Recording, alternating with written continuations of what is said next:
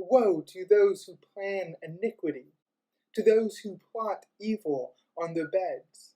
At morning's light they carry it out, because it is in their power to do it.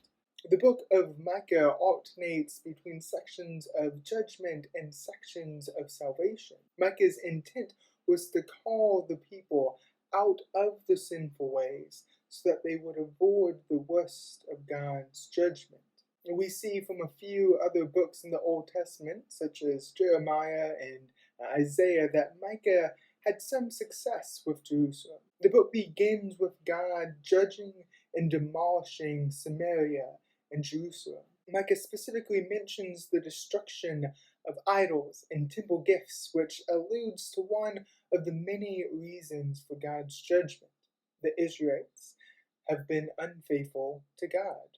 Micah sees this vision of destruction and mourns. He says, "Because of all of this, I will weep and wail." From Micah, we see one of the proper uses of mourning. Micah's mourning drives him to confront the Israelites in an attempt to turn them back to the righteous ways of God.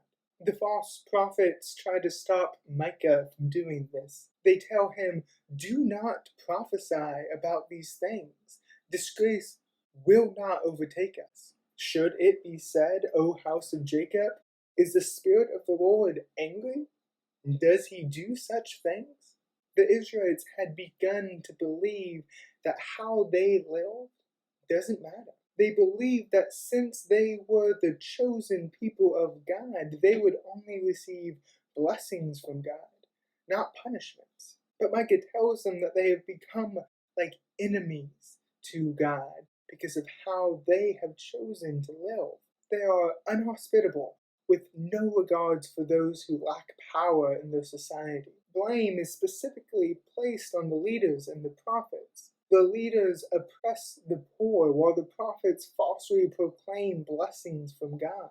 This unrighteous use of power places them in opposition to the righteous ways of God, and they will feel what it's like to oppose God, regardless of their status as the chosen people of God. But Micah looks beyond the unrighteousness of the present time, and he sees a future Jerusalem that teaches righteousness. In the last days, the mountain of the Lord's temple will be established as chief among the mountains.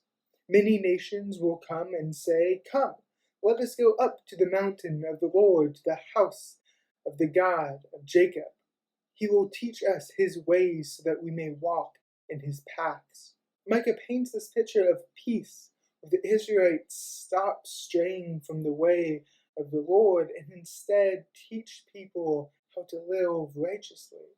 Micah is trying to move the Israelites into that picture. He calls them to remember who they are. Their identity is found in God, who delivered them from Egypt and saved them from oppression. Remembering this identity should provide hope for the future, as well as convict them in regards to how they are living now. God saved us in the past, and God will save us in the future. We were oppressed in Egypt, so we probably shouldn't be oppressing people now. We know how terrible it is. While God will and does finally bring judgment and punishment upon those who continuously refuse to return to righteousness, the book of Micah displays that God's desire is to redeem people instead of punishing them. Each section of punishment is followed by a section of salvation and of hope. God wants to restore instead of destroy, and we are invited into that restoration process. The church is warned of ungodly leadership that drives people's actions away from righteous living. Micah specifically speaks against oppression of the poor and the abuse of power. Israel's unfaithfulness led them to a life where they no longer valued the righteous ways of God. They no longer valued mercy. They no longer valued justice. All they came to care about was themselves. We are faced with the same choice as the Israelites? Do we seek a life that is only focused on building ourselves up, that will eventually put us in opposition with God and lead to our destruction?